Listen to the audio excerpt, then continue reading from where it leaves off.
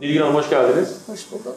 Siz Ekim ayından beri horlama protezi kullanıyorsunuz ve sırf bu tedavi için Amerika'dan geldiniz. Evet. Öncelikle biz sizin bir hikayenizi dinlemek istiyoruz. Buraya gelmeden önce, horlama protezi tedavisine başlamadan önce ne gibi sıkıntılarınız vardı? Ne gibi çözümler aramıştınız Amerika'da? Bunları anlatır mısınız? Tabii. Bende uyku apnesi olduğunu, aslında bir ritim bozukluğu gibi bir şey vardı. O şikayetle gittim. Sonra doktor uyku testi yaptırmamı istedi. Uyku testinde orta derecede uyku apnesi olduğu anlaşıldı. Uyku apnesi içinde bana bu ağza takılan işte şeyler var. Protez değil. Hava verilen bir makine CPAP var. maskesi. Evet. Onu tavsiye ettiler. Ben kullanmak istemedim. Siz uyku testinizi Amerika'da çektirmişsiniz değil mi? Tamam. Evet. O çok kullanışlı olmadığını, hatta çok rahatsız edici bir makine olduğunu söyledikleri için ben başka alternatifler araştırdım internet üzerinden.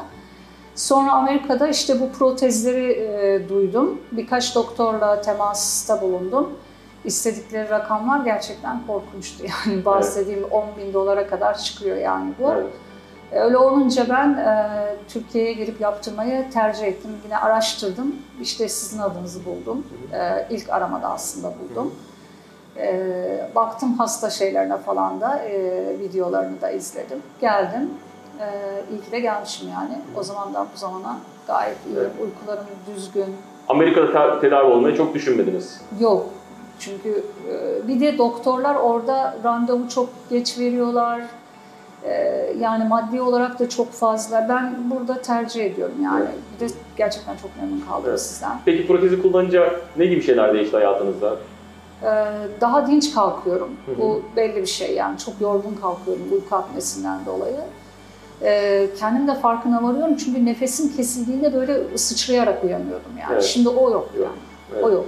O yüzden şu an genel olarak memnunsunuz. Memnunum. Kullanım da çok rahat.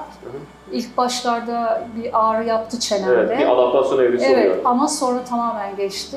Evet. Şimdi artık şey gibi, günlük hayatın bir parçası gibi oldu diyeyim. Gayet rahatım yani. Çok sağ olun. Çok teşekkür ediyorum size. Sağ olun. Görüşmek üzere. Sağ olun.